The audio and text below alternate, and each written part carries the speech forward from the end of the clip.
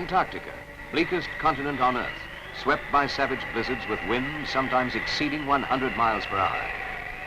It seems as if nature herself resents man's intrusion here, where even the water that man must drink has to be carved out of the ground.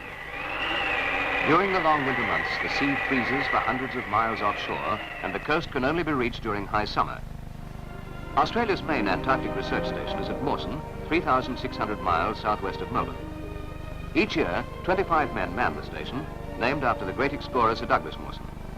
The station, seen here in midsummer, is sited on a natural deep-water horseshoe harbour.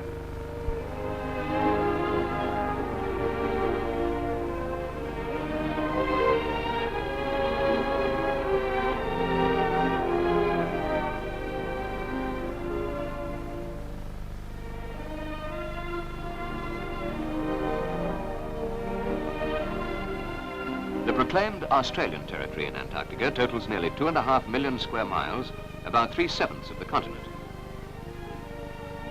Transport in Antarctica has always been a problem, and even walking can be difficult on the icy surface. Taking to the air is one solution, but aircraft and helicopters are expensive to operate and have limited capacity. Scientists thus still do most of their traveling on the surface, on dog sledges, on skis, or by tracked vehicles. But the 1963 expedition has a very welcome new addition to its transport fleet, a bright red Volkswagen sedan.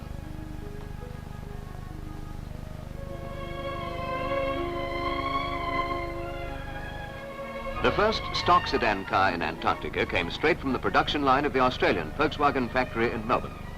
The car is just the same as many thousands of similar deluxe sedans running around the roads of Australia. Now it proudly bears the symbol of the Australian National Antarctic Research Expeditions. Very little was done to the car to prepare it for its journey south. An oil pressure gauge and ammeter were fitted. Otherwise, the car just received the normal winterizing procedure that's standard for vehicles operating in Northern Europe.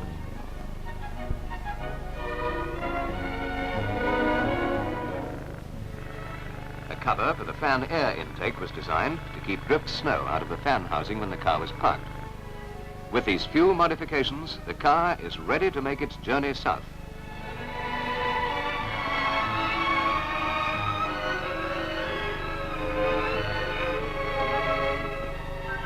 Supply ships journey from Melbourne to Mawson once a year towards the end of summer, changing over the party who man the station.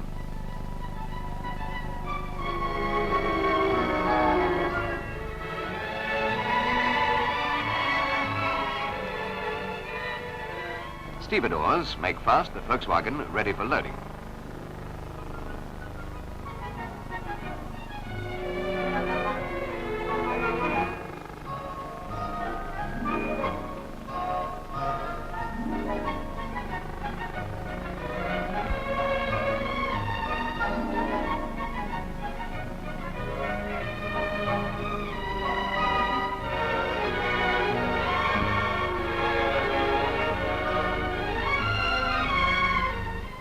The mooring ropes are cast off, and the 1963 expedition is on its way south.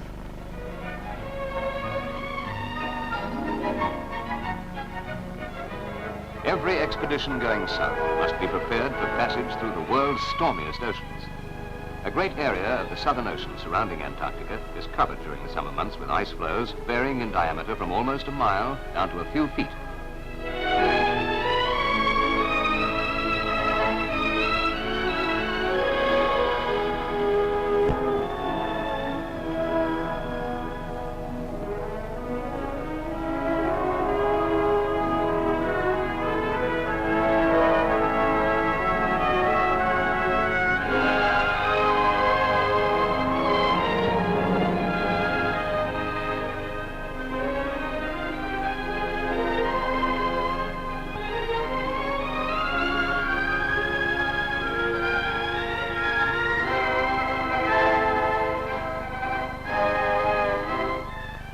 The last few ice floes between the Neladan and Mawson are dealt with summarily as the powerful icebreaker forges ahead.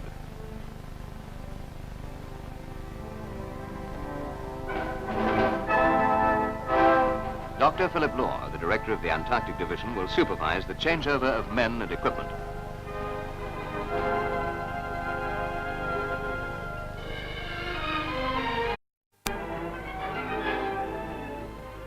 The unloading starts as soon as possible after arrival, and the Volkswagen is one of the first items of equipment to come ashore.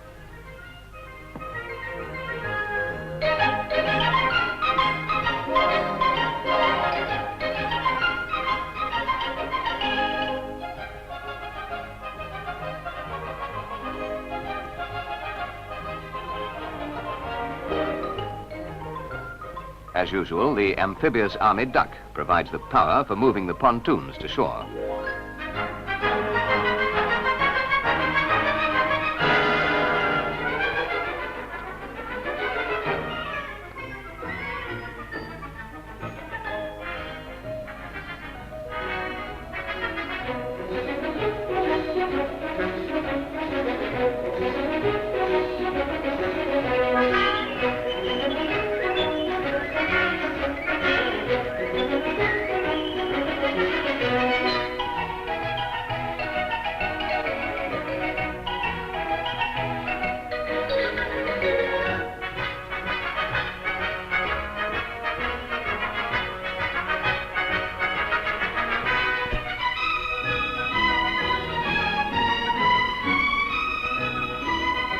The Volkswagen is eager to get back to dry land and prove its worth.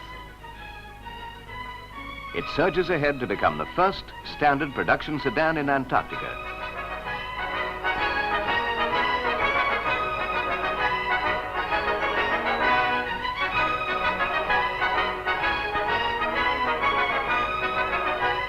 These Australians expect Volkswagens to be able to take any type of terrain, rock, mud, slush and snow, and not falter.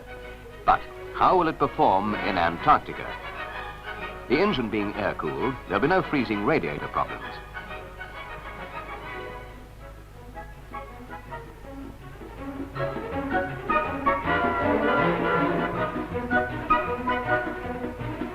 Despite the cold outside, the heater keeps the inside comfortable, the demister keeps the windscreen clear.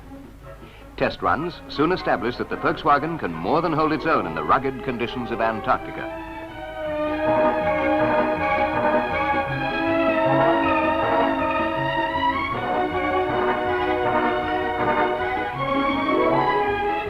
The car proved that it could do much of the work normally carried out by the track vehicles. Higher maximum speed and improved fuel economy are other benefits of the car over track vehicles.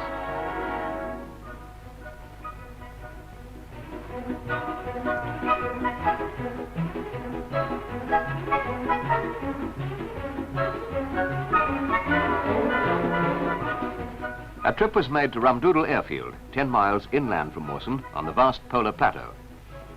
The officer in charge of Mawson, Mr. Ray McMahon, cabled back to Melbourne that the car had made the run in 65 minutes, a near record time.